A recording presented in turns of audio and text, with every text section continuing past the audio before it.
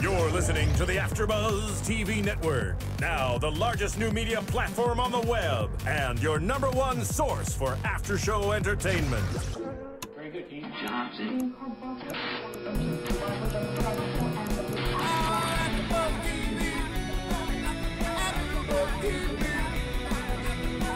From the AfterBuzz Studios in Los Angeles, California, presented by Maria Menounos and Bing.com, and streaming live thanks to Akamai Technologies, this is AfterBuzz TV's Grey's Anatomy After Show.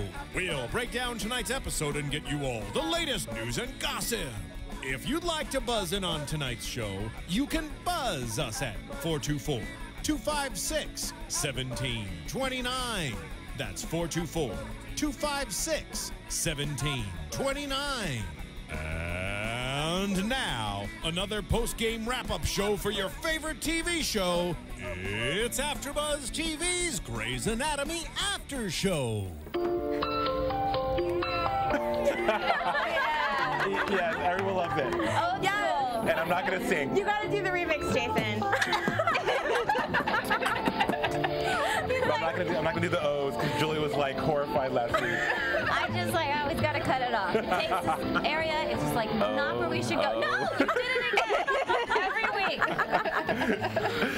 Bing is for doing. How you guys doing? Jason J. Carter here. Welcome to a supersized edition of the Grey's Anatomy After Show on AfterBuzz TV. Hello, ladies. Hello. Hi, I'm Julie Partin.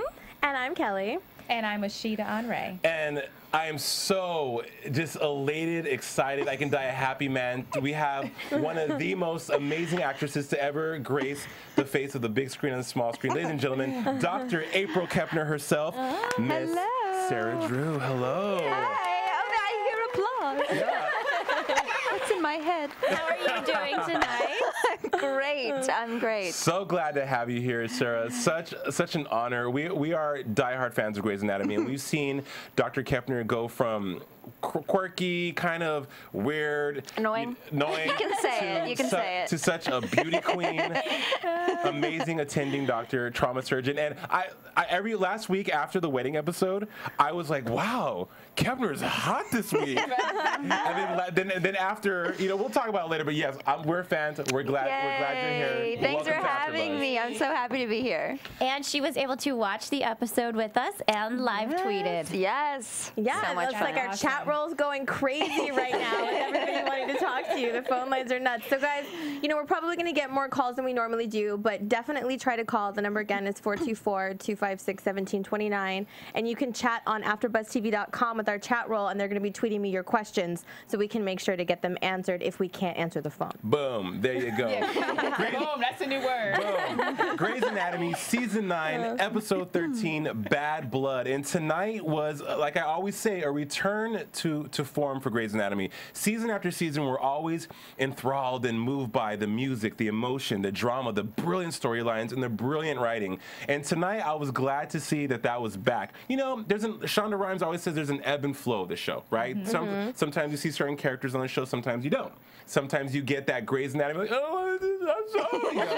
And sometimes you don't. And tonight, it gave us everything. It gave us emotion. It gave us suspense, warm, fuzzy, happy feelings that we like to have, and also that shocking, like, oh, no, she didn't. Yes. Oh, no, she didn't. So getting into it, the hospital and the surgeons. Tonight's storyline was harkening back to the Mercy West invasion episode where we first saw you. Yes. Episode 5 of Season 6, we first saw the Mercy Westers coming in their orange.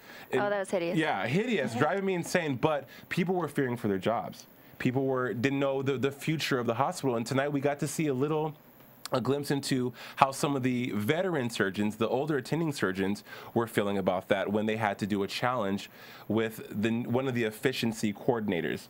I personally loved that because I felt like it made them compete against each other like the interns used to have to. Especially Bailey. Right. She is fierce. She was cracking me up. She was like teacher's pet. It was really funny to see that side of her. And Weber called her out, like, when did you become a world-class I know, ass kisser? right? Competitive to boot. Right, and you know, I love their relationship because even though they're able to you know, chalk it up and kind of have a banter, they're so devoted to each other. They have each other's back, and it's always been a really good relationship. I've loved seeing Onrae's.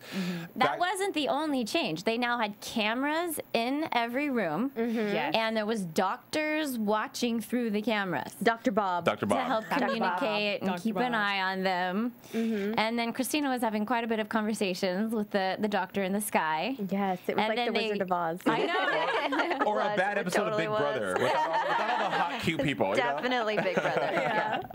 And then they totally redid the structure of the OR. They laid it out completely new. Yes. Yeah, and and you know what? My mother is a medical professional and works with surgeons, and that's a no-no. They have certain things they're used to seeing, used to having, used to being able to get to in a timely manner. You don't mess with people's stuff. Right, in case of an emergency, Exactly. they know where to go. And so it's almost like I feel surgeons are a little OCD when it comes to things. They have to have so many nap pads, so many whatever. Right. Seriously. So that you saw tonight, it made kind of a rift with some people. And then the interns, of course, are fearing for their positions because they're interns and they're disposable. Basically, the attendees are mad, the interns are scared, and everybody except Kepner and McDreamy decide to like take it into their own hands and figure this one out. They are going to solve the budget crisis. Sarah, when you read the scripts for the shows, especially your character, what goes through your mind? I get really, really excited for table reads. In fact, anytime Tony Phelan is on set, I'm just like, what's happening next? Yeah. I want to know what's happening next. Just tell me, because I get really, really excited about where the different stories are going to go. But it was so fun because I literally haven't worked with Patrick Dempsey since season you fell 6. in love The with shooting? him. Yeah, well. The shooting, you got him shot. Yes. Yeah, well, okay, thank you. Yes, April did a lot of failing. Like a massive She failed fail. up, though. She failed up. She did. But they sort of like brought me back season 7 and kind of like pretended that my crush never existed because I think the fans wanted to kill me, actually. Yeah. Assassinate me completely. They're like, of all the people to get shot in the head, why wasn't she one of them? I know. Oh my gosh. When you were on that balcony, though, I didn't want you to get shot. That was brilliant. I'll tell you what, after that part where April talked about her family and gave details, I went and did a bunch of research. Right. Really? Your sisters, yeah. About what to do. if What you're to do in that kind of a situation. Yeah, and I love that she had that moment with Cristina afterwards. She's like, I saw on Oprah once. I know. That you make them see that you're a human. It was totally real, though. It worked for her. Yeah, it was so crazy. That was a really intense episode. I think that was probably the hardest episode that I've ever had to shoot on the show. Oh, really? It's really intense, yeah. Watching you in that episode, I mind you, I've watched season 6 repeatedly in the last 48 hours. Because I'm obsessed. Was it hard when you were shooting that scene, was it hard to draw on emotions? I mean, you're a brilliant actress, but did you have to really, what was going through your head? How were you able to get through that? Because watching it was intense. I mean, it was really just trying to put myself in the shoes of someone who is in the most terrifying situation of their entire life. And I am lucky enough in my life to really have not dealt with a lot of fear in that kind of way. So it was totally alien to me. But so exciting to get to play and kind of dive into. And I mean, it was weird. I was having nightmares and not sleeping during the shooting of those 2 episodes. Like, it really kind of messed with me a little bit. Yeah. It sounds like when I watched Dexter. Yes. Yeah, it was really intense. It was really, really intense. And I did a lot of cry. I mean, I would go home, be so emotionally drained from it that I would just like weep all over my husband. He's like, it's a great job, honey. It's a great job. Yeah, it is. It was great television. Your husband's, he's like lose-lose. If April's getting shot up at work, you're crying at home. If April's getting it on at work, then he's not happy then either. No, poor guy. What he has to live with. Well, we have a Twitter question, kind of in line with that. How were you approached to play this character, Dr. Kepner? So I had done, I guess the year before, I had done a guest spot on Private Practice, and that's how I met Shonda. It's the first time I'd worked with Shonda, and then she cast me in her pilot that next season, which was called Inside the Box, and it didn't go to series.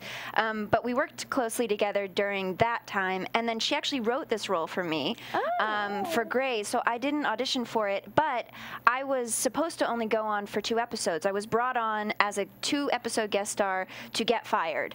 Like, I knew that from the beginning. I knew that the other 3 were there for the long haul, but that I was just there for 2 episodes. So, yeah, I just... Talk about fate. Yeah, crazy. So I did it, and I did that firing episode, and I went on my way. I literally, like, shot that, and then I went and shot Mad Men, and then I went and shot Glee, and then, I mean, I, like, just went on with my life and whatever, and then I got a call the morning after the firing episode had aired, and they're like, so we're talking about a series regular position.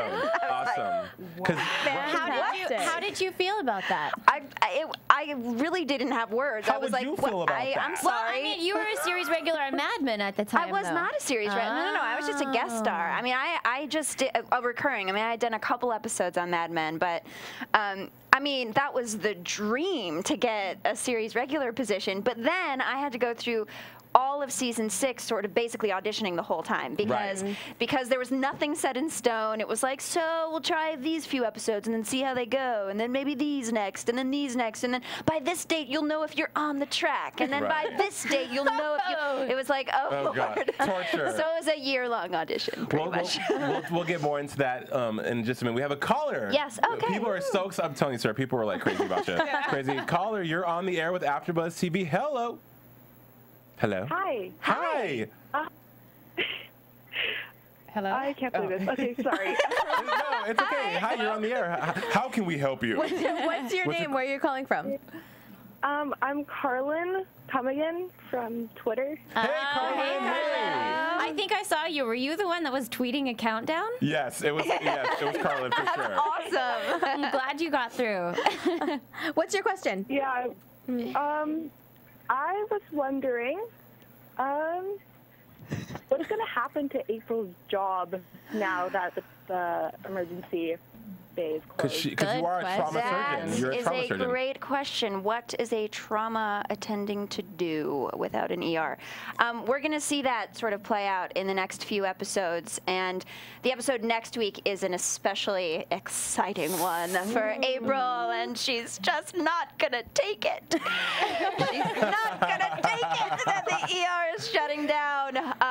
So anyway, so we'll see it happen. We'll see her go through a bunch of stuff. We'll see her go through, like, I'm gonna fight through this. We'll see her be very, very discouraged, and I don't know. We still don't know if the ER is coming back. We're still, you know. You guys are still a little in the dark a little bit? They don't tell us anything. Right. They're saying, you just show up to work and read the lines they give you. Do it. That is very true, right? Shauna cracks that whip. Well, they change their minds a lot, and they don't want us to get too attached to anything. So. Right.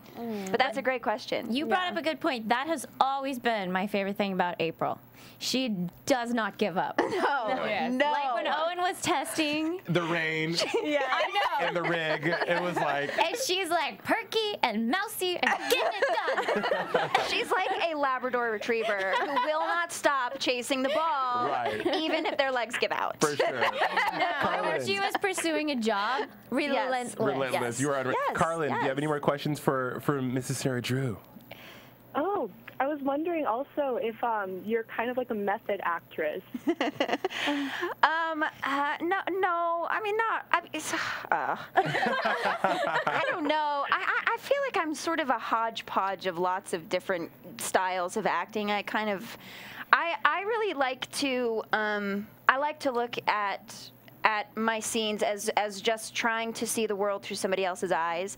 So I really like to jump into other people's shoes and kind of experience what that experience is. And a lot of times it's for the first time because I haven't experienced like that kind of fear or that kind of terror or that kind of emotional like pain and misery. You know, I've led a pretty charmed life so far, thank God.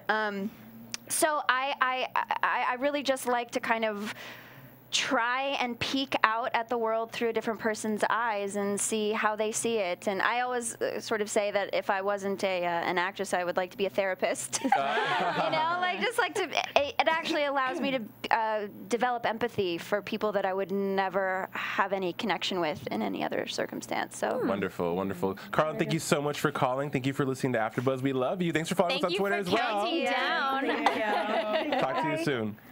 So what do you think you and the character April have most in common?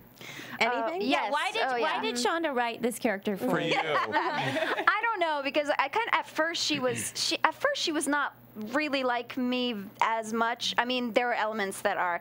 She's super passive aggressive at first. Although those first couple episodes were like unbelievably passive aggressive. But then I think when I came back and was going to be more established on the show, they wanted her to be a little more palatable. It needs more meat. Yes. Yeah. You know, so how she's begun to develop is a lot more like me. I mean, to be perfectly honest, like I waited until my wedding night. Me too. We talk about that on our show constantly. And I called it.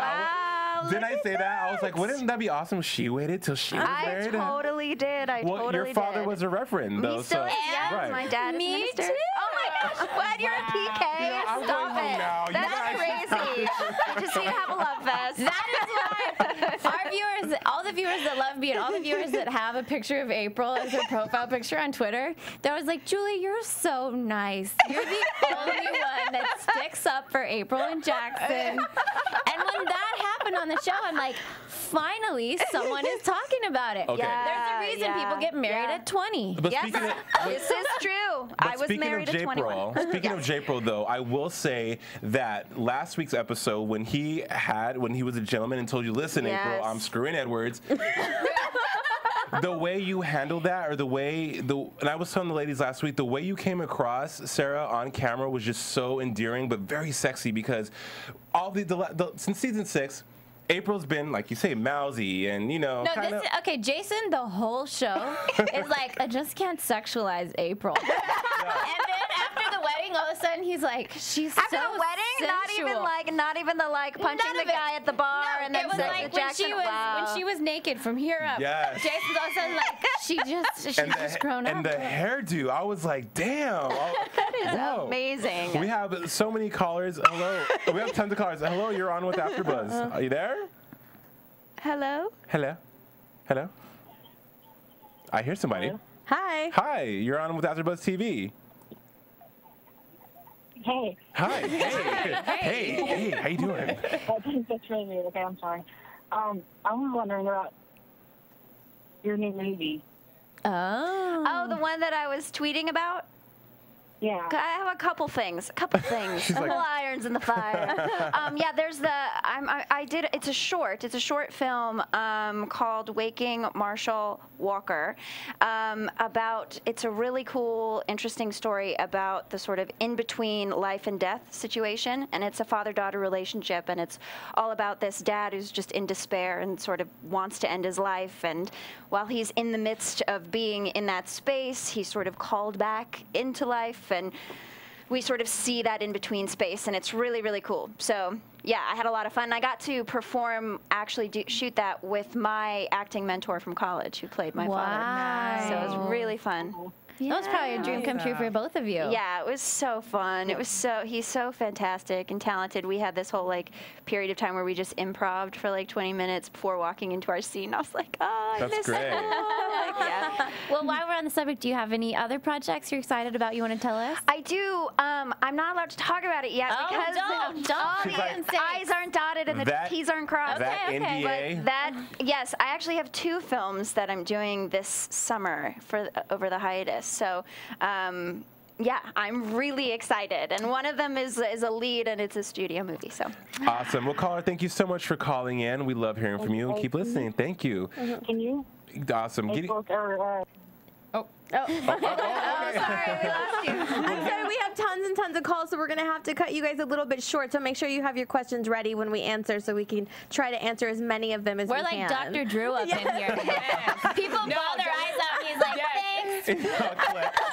Getting back to tonight's show, so moving on to the patients. One thing about Grey's we always go to is the patients always have some kind of weird story that brings everyone together or tears them apart. Tonight, the patients were kind of intense. They were. That 13-year-old. That 13-year-old girl killed it. Her acting skills was she was insane. I was saying her acting coach and agent are proud.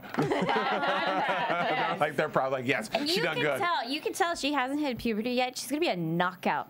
Yes. And with those acting skills, like when I first saw her, I'm like, that looks like a young Marissa Cooper from the OC. And then she started acting, I'm like, whoa. Really, Misha Barton? We have not seen the end of this little actress yet. The intensity in her eyes, because all she was doing was just laying in the bed, so she didn't really have a lot of gestures, but just the intensity in her eyes for me, it made it so believable. Like she really thought her life was over at 13. She was lamenting in bed, talking about how she couldn't do rhythmic gymnastics. Going back to the first episode of Grey's Anatomy, where she's like, I do rhythmic gymnastics, and Yang's like, well, what the hell is rhythmic gymnastics? Like, I can't. But I mean, her ailment, she had hip drama. Fine. She had double hip drama. She was a gymnast and she was 4 years old. This was her life dream. She was working really hard. Right. To see kind of the torment by this 13-year-old, I thought that this actress did an amazing job. She did, portraying it and making everybody that walked into that room feel about this big, like teeny tiny. She made me with whatever scared to have teenagers. Well, she made Perez have suicidal thoughts. So I mean, it was just. But can you imagine having double hip replacement when you're 13? Right. Like that has to be terrible. You already think the world's over when your bangs get trimmed. Can you imagine, like, having to deal with a major injury that way, or losing parts of your body or things like that? I mean, there's definitely a mental thing that you have to go through, which is what we were seeing. Right. She didn't want to talk to anybody. She just basically wanted to lay there and rot because she truly felt like her life was over. And she made everybody feel like everybody's life was over. I thought that it was just horrible. The way that it played out, with all of them trying to get her to walk, and then finally we saw Arizona stand up in a way that she hasn't in a long time. I got emotional at that release scene. the stump. Because you said it, Julie. Don't tell everybody that. Is she gonna show the stump? She brought on the mommy voice. Right. She was like, I'm sorry. No, I said so you will get up. That's how that's gonna go. Right. Well, my sister's calling in right now. She's in Crystal. Texas, and her name is Crystal, and she's a huge fan of the show, and she's a fan of yours. But also, we had talked about the last few episodes. She unfortunately had an injury where she lost part of her foot. And in the last episode, when it was talking about like the phantom limb stuff, and then today with because she's fairly young, and with a girl not wanting to get up and stuff, I just kind of wanted her to kind of touch on that a little bit. And then she has some questions for you. Okay. Hey, cool. Chris, what's up? Hi. Hi. So what did you think about like last week's episode and this week's episode about the injuries and all of that? I mean, how was it for you when you were trying to get back up and on your feet? Well, I really thought it was very, very true the way that they did it, because she felt so bad about what had happened to her, and she didn't believe that this was, it's just like anything. You never believe something like that's going to happen to you. So when it did happen to her, it was like she became something that she never believed that she would be, because she was so, she was always good at everything, and she became this doctor, and she was very upbeat, and then this just completely changed her life. And you don't realize that something like this it really does change your life. And mine wasn't as much as what happened to her. Like, I only lost a partial part of my foot, so I sometimes walk a little funny and stuff like that, but I didn't, completely lose a limb. So I got, the better end of the stick on that one. So just everything that she went through, she was like, she felt really bad, and she was making everybody else feel really bad because, like with me, I feel like what happened is now I'm not seen as Crystal. I'm seen as, oh my God, you're this tragedy now. And that's what she doesn't want to be seen as. Right. So do you think it was... Every time you look at her, she's seen as this tragedy that everybody has to baby. So do you think it was very true to life the way that they portrayed that then, that she did really well with that, and it was very relatable for you? Definitely, and especially it went on with her it's gone on with her for so long, and it's going to go on for the rest of her life. Yeah, and it's good that it wasn't like wrapped up, in one episode, Right. because it is going to be this like Right. Well, long-term. I read an interview with Jessica Capshaw, and she's like, "I'm glad that it's going at a slow pace. It wouldn't be realistic or authentic otherwise." Crystal, we also talked about phantom limb last episode. Did you experience that as well? I did, and I still do. Okay. It's been almost 5 years, and I still feel like I have them there. Like, because I'm just missing 3 of my toes. Right. Is it painful? Is it painful for you? I'm sorry. Is it painful for you? It is. It's very painful. I mean, I always feel like I have pain in my toes, and they're not there. So instead of being able, I can't like massage them to make them feel better. I just have to live through the pain. Do you ever stab them with anything? With a scalpel? Yeah, stab them. I'll like grab my other foot. So, like, her whole thing where they used the mirror to show, the other, like, as if her other leg was there. You kind of see that. Like, you just come up with ways that makes you, it's kind of like the placebo effect on pills. You make yourself believe that it's there, and it works. Wow. So we were talking about earlier, one of my sister's favorite shows ever was Daria. Oh, my gosh. Quinn. And she wants to talk to you. So what is your Daria question, Chris? Well, I think that not everybody would know that Sarah was a voice of a character on Daria. Yeah, Daria was an amazing MTV. An MTV classic cartoon that was, or Daria started on Beavis and Butthead, didn't she? She was a spin-off from Beavis and Butthead. In the 90s. And How cool. While I was in high school. Wow. Where were you living when you were doing this voiceover? I was living on Long Island, and I would just take the train in, and I would do like 4 or 5 episodes at once, and just record all of my lines, and then go home, and then come back like a month later and do. I mean, it was just so weird. I mean, I had like a cool anecdote for my friends. Yeah. That's amazing. High school, but. That is the most awesome anecdote I've ever heard. Chris, did you have a question? Well, actually, my question was for Grey's Anatomy. Go for it, girl.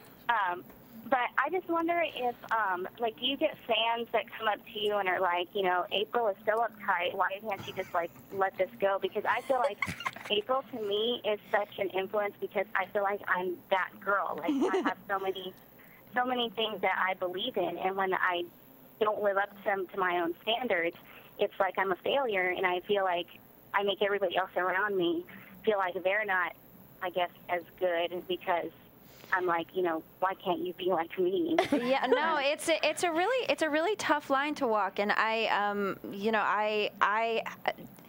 have definitely similarity with April in that respect. I've always wanted to be the good girl. I've always wanted to do everything right, and for the most part, I really have, but it's never been good enough. Like there's never like the level that you reach where you're like, yes, I have finally made it, and I am good and right, and so there's this. So I've really had to learn in therapy over the last couple of years to really let go of that and learn that I'm loved even if I'm not the perfect version of myself that I think I should be or think everybody else should be. And in the process of learning how to love myself, it's given me so much more compassion for everybody else around me who doesn't live according to the same sort of standards and rules that I've established for myself. So it's been a very healthy couple of years after a while of not therapy so works. much. I love therapy. Oh my goodness. So fans don't torment you too much about April's decisions then? No, I mean, for the most part, actually, people really love that she is a virgin. Well, not anymore, but that she wanted to be, and that she tried really hard, and because you don't see that very often. It's something different, and it's something that there are a lot of people out there that actually try to live according to that standard. I'm like, that is a story that a lot of people have that is never seen on television. Yeah, never. It's seen on little like Christian movies that are shown to churches. It's not shown. It's not shown on network television. It's just not. So I love that we're giving a voice to that community. And no, correction. Donna Martin wanted to wait on that. That's true. Oh my gosh. Yes, she wanted to wait forever. Donna 20 years and David. ago. 20 years ago, Donna Martin wanted to wait. So was one. Which was, for those of you that don't know, what we're referring to is the original Beverly Hills 90210. Yes. Beverly Hills. But you are the wait till you're married 2.0. So yes, but except that I failed.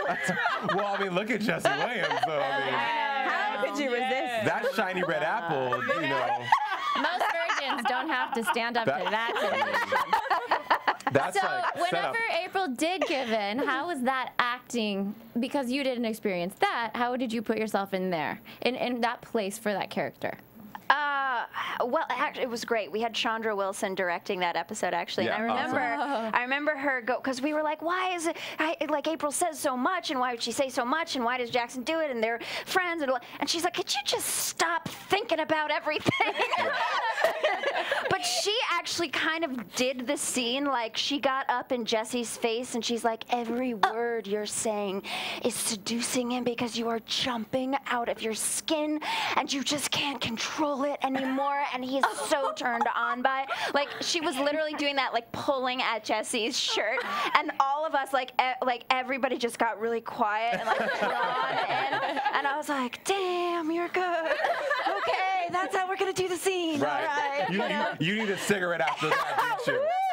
Yeah, no, it was awesome. Well, you know, a lot of actresses say that when they do love scenes or any kind of scene with intimacy, that it's very difficult because it's so technical. It's so technical. And everybody's watching you, so you're like, okay, I'm getting ready to kiss you, but oh, there's a grip. Okay. Right. Oh. Yeah. There's lighting. How do I There's look lighting. at it? Okay, how do I look? Yeah, so is it like that? Oh, it's so weird. Yeah. It's the weirdest thing in the world. And then you're trying to have a really intimate scene, and like half of the wall is gone, and they're just people drinking coffee and eating donuts there, Right. and you're like, I'm naked. Okay. You know, Yeah, it's crazy. one of the cool things about Grey's that we're talking about earlier, I was reviewing the shows, you always learn something new. And tonight with one of the patients, I did not know that Jehovah's Witnesses, because the patient was Jehovah's Witness and could not receive blood.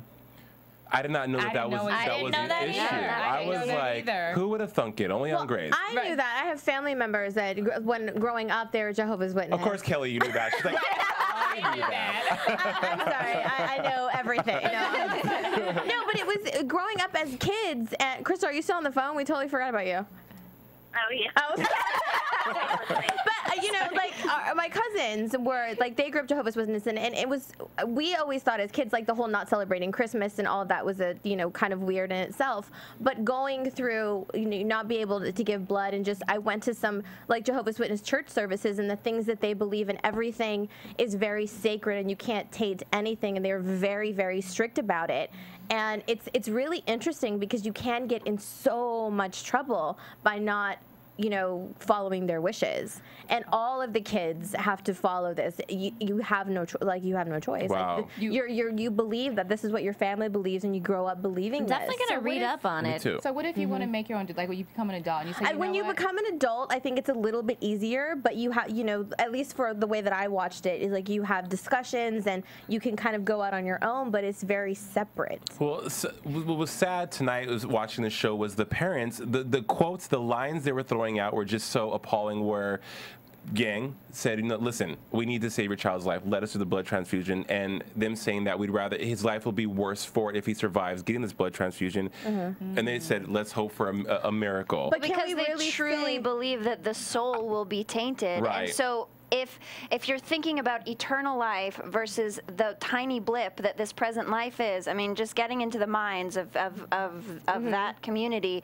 if you think about that, like, eternal life is a whole lot longer, and whole, like that, he's going to have to live. And if they truly believe that that soul is tainted when he moves into that place, this life doesn't matter as much. Boom. Well, because It's I think according to them, it's intense, he can't move into that place, right? Yeah. If he's tainted. And that's the thing, can we really say it's appalling just because we don't understand it? I mean, this is something that they truly believe, and who are we to say? Right. You know what I mean? It's because you don't really know. All you know is what you believe. Point taken. Yang said that to Leah. Yeah. She said, it's not our job to question their beliefs. Our jobs are to abide by their wishes. Right. And ultimately, the patient ended up dying. That was he brought up. coded. We finally saw a new side to Leah, though. Yeah. We had not seen her do What did anything we so see, exciting. Julie? We have not seen an intern go against the system so blatantly since Izzy, right? Right. She knew the patient couldn't receive blood. She did talk to his skateboarder friend who said, I don't really think he's Jehovah's Witness. She was going to sneak it in, sneak some blood in, save the kid's life.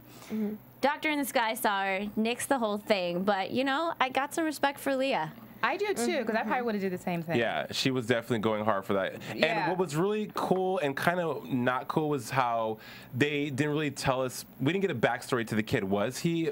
You know what? That's what I didn't. I felt like that stone was really unturned. I wanted to know. A little bit. He came in unconscious, so we couldn't get anything out of him. But his friend, when Leah was having the conversation with him, he kind of alluded to the fact that maybe he wasn't necessarily right. We're saying like, why didn't we didn't find out? Was he or was he not? Maybe it wasn't so much that he wasn't necessarily unhappy about it, but it just wasn't something that he talked about. He wasn't kind of a vocal Jehovah's Witness, so none of his friends really knew. But the unresolved nature of it is kind of almost more true to life, because in that actual scenario, you don't have the backstory and you don't know, and it does just feel tragic and meaningless, and that's what makes the show so dramatic. It really is. Right. Yeah, we got a cold hard death tonight. Yeah. I know. Again, like I said, after a sugary sweet last week, I just wasn't ready. That ebb and flow. He was Shonda, so young. The writers know how to give it to us. AfterBuzzers, if you couldn't get your questions in tonight, go to iTunes, tell a friend, rate us. We love hearing your comments. We love hearing everything you have to say. If there's something about Grey's that we don't know, which probably is not true,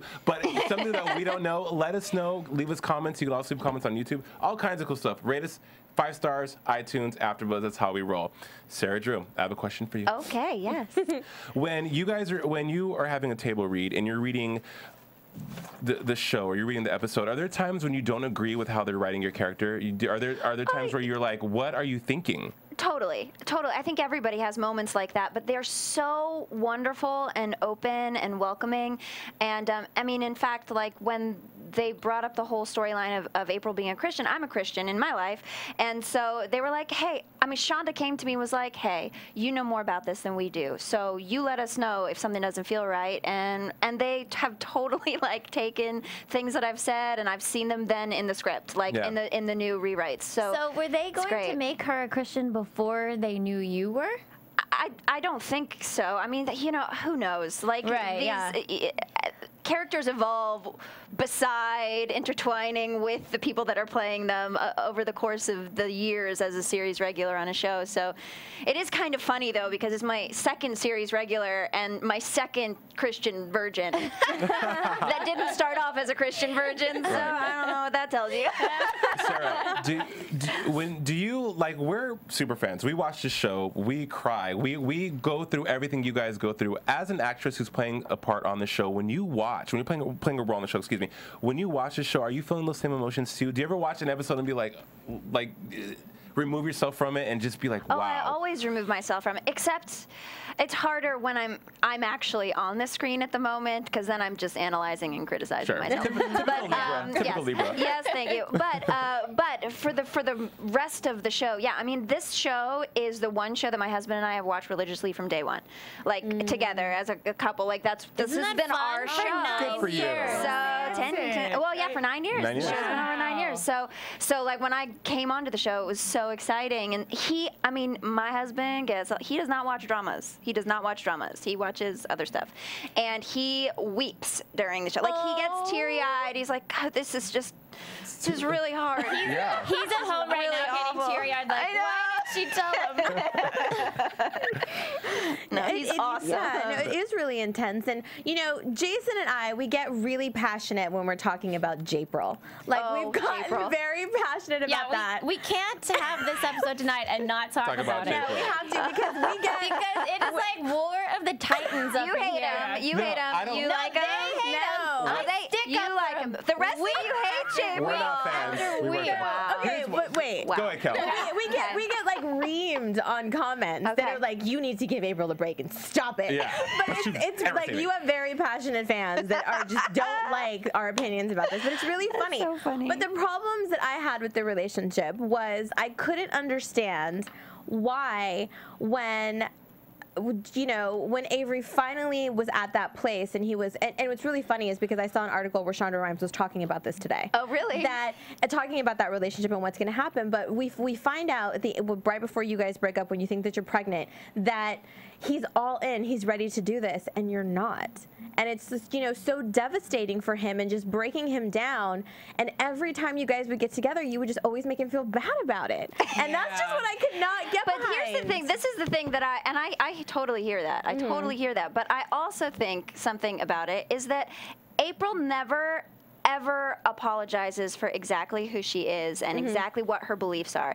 He knows what her beliefs are. He still finds himself in the on-call room with her. They still find themselves doing that. And he knows that this is going to happen, that she's going to feel crappy about it over and over and over again. And in a lot of ways, maybe they're not the best mix, but they're also best friends. Right. So there's something about that bond that is really hard to deny. Right. And I will defend April for that episode when he said he's all in.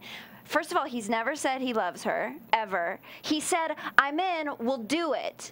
Like, we'll do it. You're pregnant, we'll do it. You know, that wasn't, I mean, it was beautiful. I mean, the way that it was done was beautiful, but it wasn't an all-out sweeping declaration of I choose you to be the woman. So when her response was, oh, thank God we don't have to do it. Thank God we're not in a situation where we have to. And that was her response. It was an emotional response.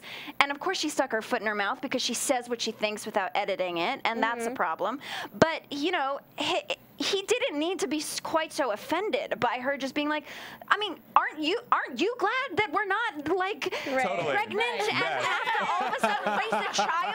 Isn't that a good thing? It's a great thing. You know, but the thing that I definitely admire so much about the writing of this relationship is the fact that, to me, I thought it was so turned around. Usually we always see it the other way around. Right. When it's the girl that's always racing to the on-call room and it's the guy that's the one that's feeling crappy afterward or wanting to have nothing to do with you. And you know what I mean? So the fact that these roles were reversed, I really admired about it and I really liked it. But it just kind of, because of the character being so passionate about beliefs and all of that, it just was kind of funny to me that how is he going to say, oh, I love you, let's get married, when every time you have sex you're like, oh, I hate myself and I hate this. Well, if they were married, she wouldn't feel guilty anymore. I think, you know, I honestly felt, Sarah, that my issue with J-April was the chemistry with J-April. I just didn't see, I would have rather you've been with Karev or even been Owen Hunt. I think you are definitely in the minority in the chemistry department. I'm sorry, like the kind of tweets that I get about the chemistry of J-April. I wanted J-April to get together since Avery punched out. Correct. For treating April poorly. Yes. And so when this finally came around, I had been waiting for it for a long time. So what do you think about that relationship? This is what we talk about all the time. Is it end game for those two characters? Well, I don't know. I mean, because we have just introduced this new guy. Right. Yeah, we want to hear about him. Don't just blaze over that. Go back. Talk about our paramedic too. He's so delightful, Justin Bruning. Yeah, great. From the second he came on the screen, and we were like, oh my God. Teeth of all the things. Last episode, look at his teeth. They were like on. One thing I really do love what they are writing for Matthew and April and how it's all getting very confused with Jackson and Stephanie. Where was he this episode? He just wasn't in the episode. He wasn't, the ebb and flow, Joel's ebb and flow. He's in it a lot the next two episodes. Okay. The next two episodes. Because we'll see a lot. for one, was really disappointed. I was looking forward to it too. I thought we were going to see Mick Hott and his paramedic. Well, I think that they're crafting a really interesting triangle where I think it will end up being very divided. Like, I think there will be some diehard J-April people and some diehard April Matthew people. I really think it's gonna, and who knows where the end game will be. I honestly don't know, and I don't think the producers know. J-April and Mapril. I love it. I love it. I was gonna ask you, what is a normal day for you on set of Grey's with Ellen Pompeo, Sandra Oh? I mean, all these people. What is it like? What's the energy like? Are there any, like, I don't know, funny stories that happen? These are things I've been. Trust me, this is like 8 years in the making. Do you guys prank? They prank each other? Do you switch out things? Do you pray together? Like, what do you guys do? I saw it before my eyes. Jason revert back to a little fanboy 9 years ago. What's it like? Okay, I will say I have a very funny story.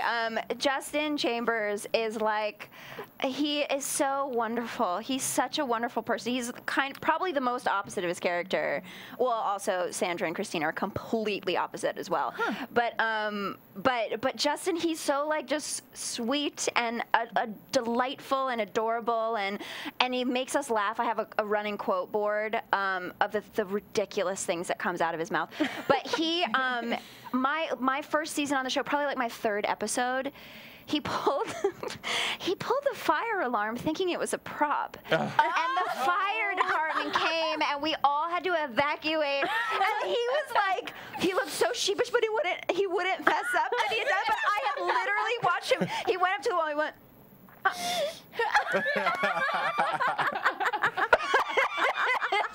So you knew and you didn't rat him out? No, I was a newbie. You're like, right. I was dying. I was laughing so hard. We all literally had to leave. It was like a fire drill in middle school. And when that happens on set, that is hundreds to thousands of people that are like escorted out. It's a lot of people. Yeah. Oh my God. Sarah, amazing. Who allowed you to wear Babe the Pig and that outfit when Owen came to find you on the farm in Ohio? Who allowed that? It was so not believable. I was like, why would she look like that? What farm is she on? She does. She's a farm girl. Come on. I'm from Albuquerque, New Mexico. I have been on many a farm, and no one looked like that. She looked like a farm girl if they went to Let's Make a Deal. I don't know. Do you have a bandana? Yo, all I heard was like. I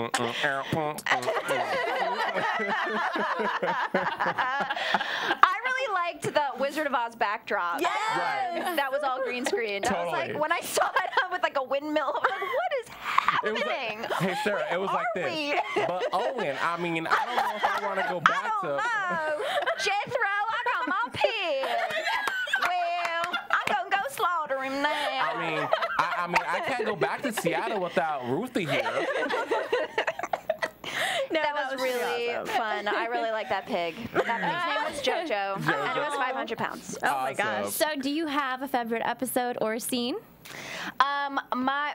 Probably my favorite. Well, I have a few, but my favorite is probably still the trauma training, just because That's my favorite April too. Mm-hmm. It was so much fun to shoot, and it was so harrowing because we were soaked for like 12 solid hours in the freezing cold, and I just felt like I had won a war at the end of it. You know, like I just felt like I had been into battle and I had freaking killed it. Nailed it. And like, you know, it just came out the other side, and Justin and Kevin and I, just all three of us, we were like in it to like face the elements and do it. It was so much fun. That was probably my favorite. But then the proposal episode this season, I loved that episode. Yeah. I loved shooting that. I loved that whole arc, that whole journey. It was really challenging.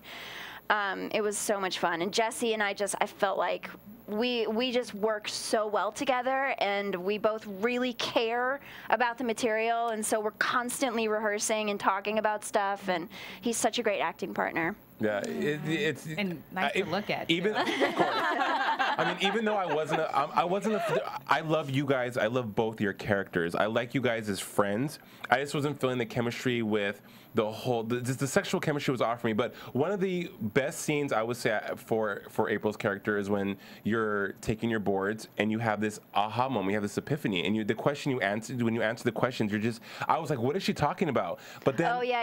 Uh-huh. And I thought, but you know what? I've actually had those days where I'm just like rambling about, you know, I'm just gonna get in my car and just drive, and wherever I end up, I'm just gonna end up there, and yeah, it's like you let go, and you're so over it that it just doesn't matter anymore, and it's so freeing, and so just a weight was lifted off of you, and that was probably one of my most favorite. That's when I loved you. I have really liked you before, but I was like, yes, April, because you know what? You knew you were gonna fail those boards.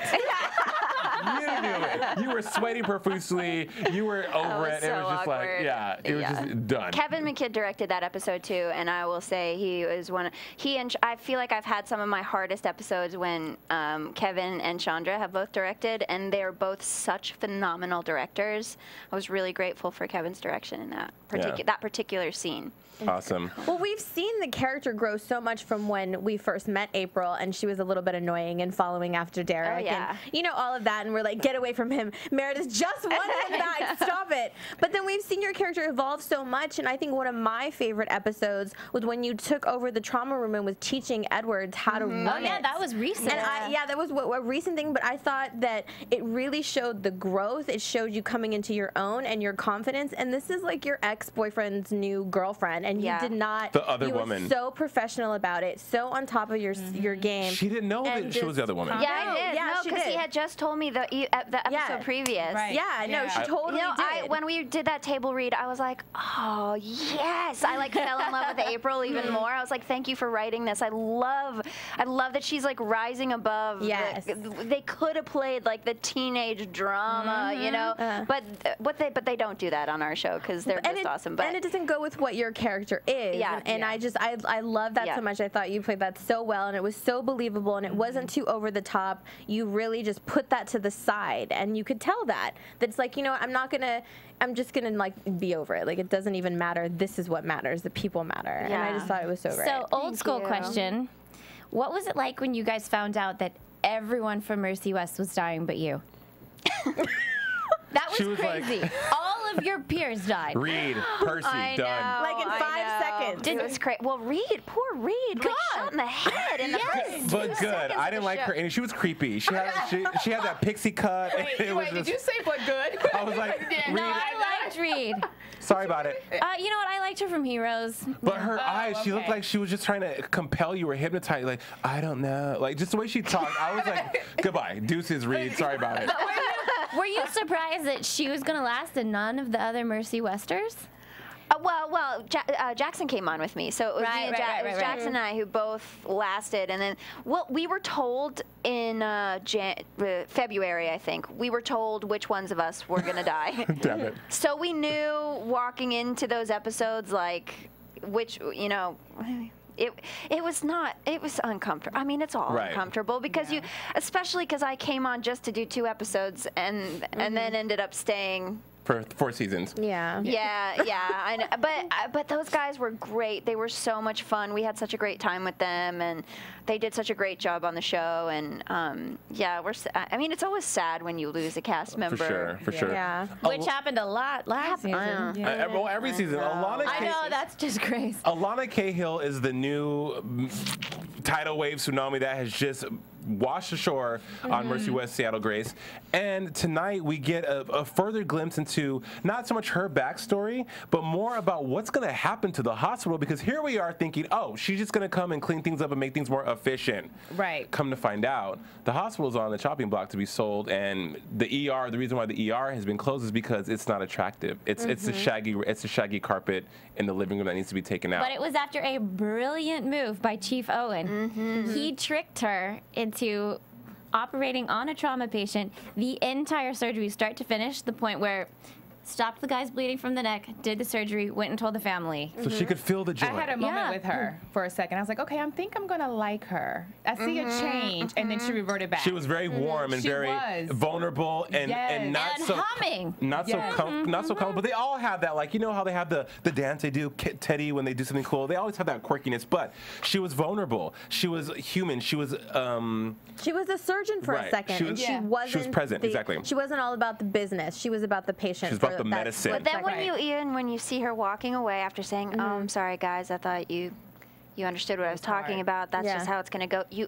While she walked away, you could see in her face, this freaking sucks. Yeah. Right. Yeah. You know, you could see that this is not something that she is enjoying, which is interesting because then we have to figure, we then have to find out what her backstory is and why she's doing this job. Or why she's mad at Chief Weber, because her and Weber have a weird dialogue that's like, going on and we were speculating. I personally think her and Weber hooked up. And I don't. I think that was another Ellis Adele triangle, maybe. He was drunk. He is not a hoe. He said he was.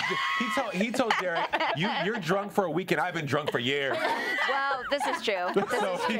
He could have been drunk. She could have liked the drunk dudes. No, I think it has something to do with the teaching, and I thought that maybe the humming had something to do with it. That maybe that was something they did when they operated together when she was hummed the Beatles or something. No, but you know how everybody has their way of kind of calming the room. Derek likes to listen to music, and like everybody has their thing, and so maybe that would be corny if he banned her from the ER for humming.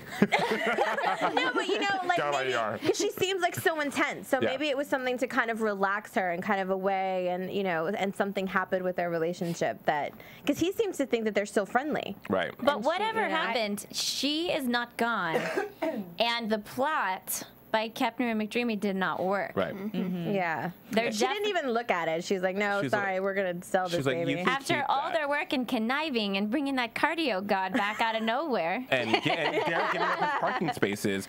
Right. I will give kudos to Yang for the best one-liners tonight. Always. Yang, Sandra Oh, you're epic. She is always This Alana Cahill girl, like we said, though, isn't going anywhere soon. And what was really weird, too, another Grey's mystery is, okay, so now the ER is closed, and it's just that quick. Lights are off. It's done. It's overnight. What happened to the clinic? Is the clinic still open? Because why can't patients move to the clinic? We talked about this last week. Like, why can't patients move to the clinic? I mean, that was $8 million. But the clinic doesn't have like trauma rooms. The clinic is like where you go if you have the flu and you need a shot. Right, but maybe if all these doctors have like all this money now, so maybe they can upgrade the clinic and kind of move. Like whatever happened to the clinic? Nobody works there anymore. Nobody's running it. I don't know. We don't hear about that. That's so season 7. It's so season 7. Well, I've got a couple more tweets. I've got something from Kelsey in Canada that's asking if you prefer to film more fun or emotional scenes, like what is more challenging for you? I love doing both because I feel like the comedy stuff is just a blast to do and it's really fun. But the emotional stuff is super cathartic, and I love going to like the depths of despair and just getting all that awesome emotion out, so it's and I love that I get to have a mix of that on this show. I mean, everybody gets to have a mix on. That's what's so great about the show, because you laugh and cry in every episode, so it's yeah, I love both. I don't think I could choose. Sarah, I'm so glad. I know Kelly, I have no question, but I'm so glad they gave you a good red hair color and not that Addison fire engine red. Thank you. Yeah, you're, and I know I'm all about aesthetic. I really watch how you guys have evolved as far as how you look on camera, and I have to say, Kepner is getting more and more breathtaking every season. From when you first came on with Down the Side. Oh yeah, boring. To now, I mean, it's just like, yes, Kepner. Do they? Who? Yeah, did you guys get a new stylist? Yeah, or did you just get hotter? Well, they made me redhead my second season, because season 6 I was still brunette. Right. So I gradually shifted into the red world during season 7. Which is more on par? Which is more on par with my natural hair? Yeah. Well, my son has exactly this color hair. So, he's ginger. He is an absolute ginger. My dad was bright red hair, and my husband's grandmother was. So it fits well. It fits well. It definitely fits well. I love it. I don't think I might never go back. I love it. Well, you get your hair done for free. I know. Well, yes. So at least until the show ends. That's awesome. But yeah, I have this amazing hair guy, Jason Green, who he's just does the most incredible blow dries and the most incredible styles. Yes. He's been doing good. We just, we thank him. I get tweets every episode. What is happening with your hair? It's so great. I love it. I love it too. Yeah, it definitely takes up some time here on our show. It's so bouncy today. It's like, she's got that Germac bounce back. Beautiful hair.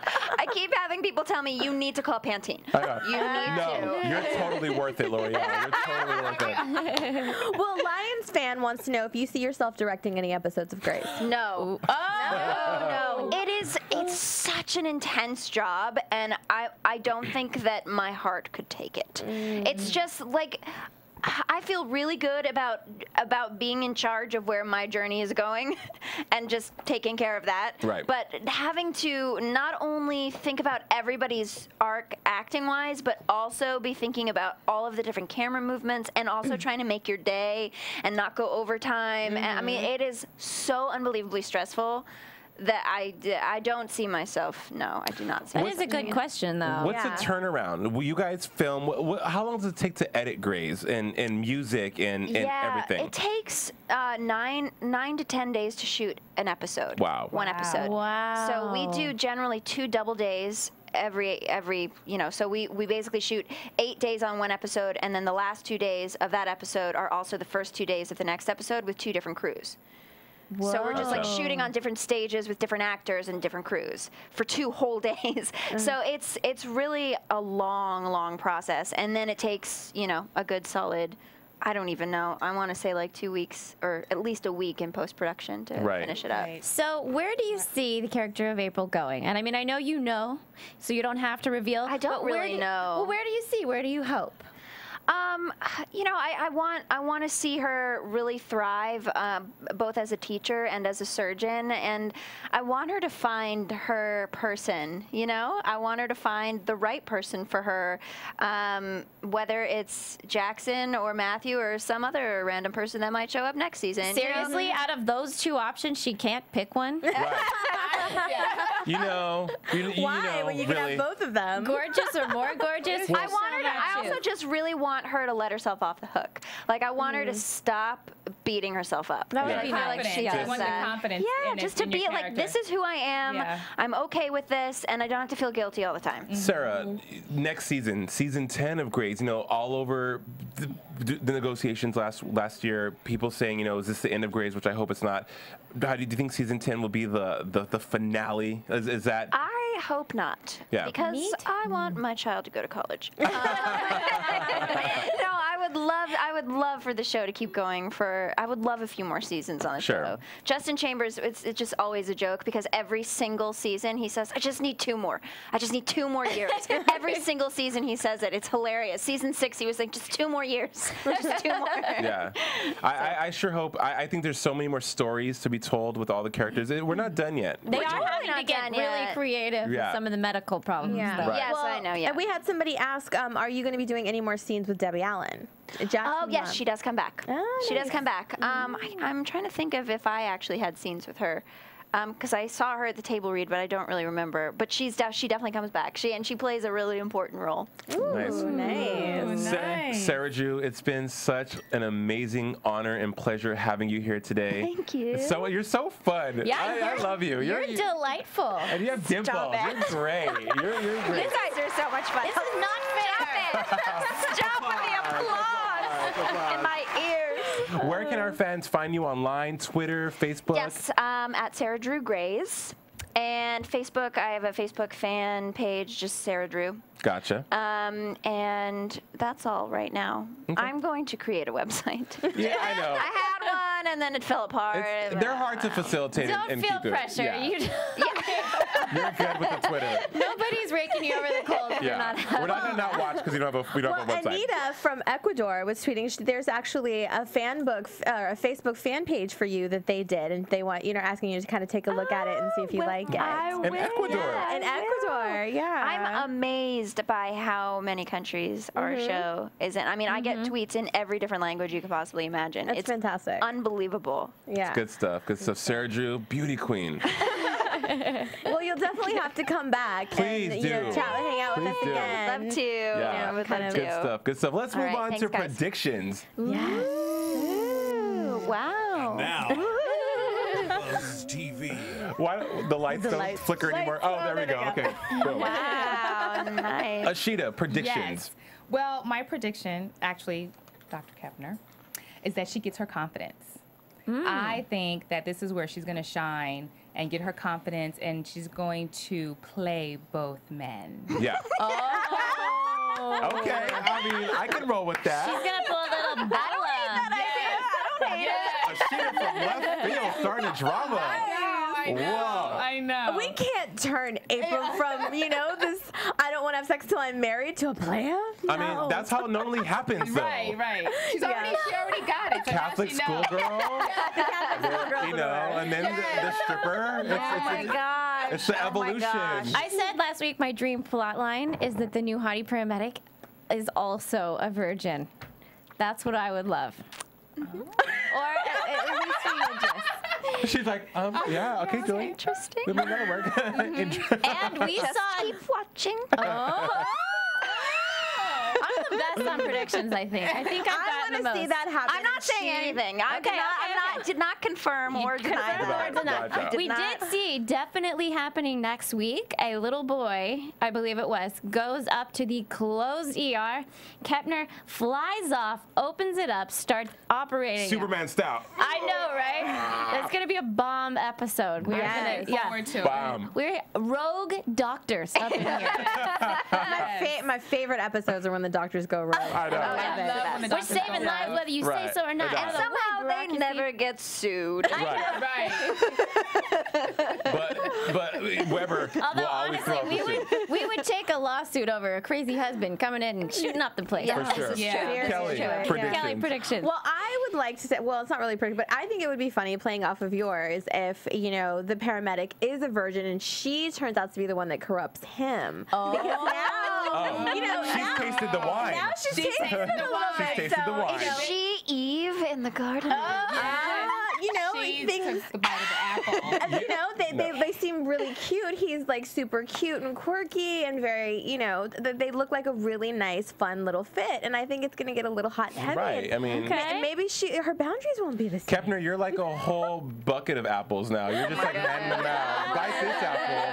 Bite that Taste it apple. is so good. Bite that. This apple is delicious. And one thing we didn't get to talk about, which I really loved, was that the previews from last week lead us to believe that Meredith was going to have some problems with her pregnancy, which you said she was, and I did not want it to happen. Well, they're so mean. I lost sleep over it this week. I've been No, saying- Meredith, not more problems. I'm so happy that the flutter was the baby we kicking. do. Yeah, we can't That just scene rush was past that. so sweet. Sarah, no. whoever's So editing beautiful. those previews, they're liars. They're mean to me. Yeah, but they got you to watch.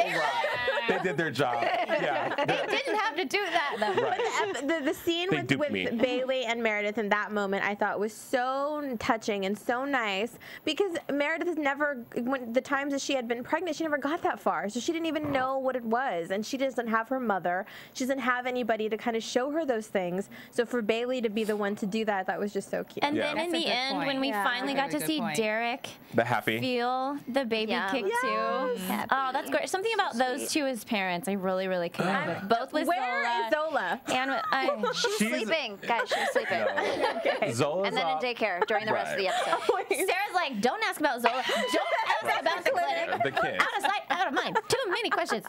You know what? This week, honestly, the only prediction I have is about the hospital, and we're talking about this and when we're watching the viewing bay. But I think that the $15 million clan, Crew. it's a Yeah. crew clan. I feel like they're gonna donate their money. That's what I predict too. Maybe not even donate their money, but maybe buy But it. do you think you can purchase a hospital for 115 mil? Yeah, Is that how much they have? No, I don't know. I can't do math. What is it? They each got 15 million times. What's that?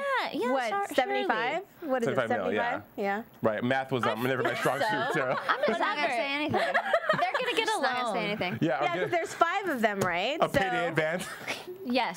So I think yeah, but I talked about that too before. Like either they're going to forfeit some of their money to ensure that doesn't happen with the hospital, or I would like to see them buy it and they can run it however they want. But to. they have a buyer already. Right. Well, no, they're going to outbid the buyer. They're going to I think- outbid the yeah. buyer. Okay. Sort of like Patrick Dempsey did to Starbucks. And you know what's going to happen? They're going to Yes. outbid the buyer, and Lana Cahill's going to melt. Here's my other prediction. I think Constance Zimmer may be sticking around as a surgeon.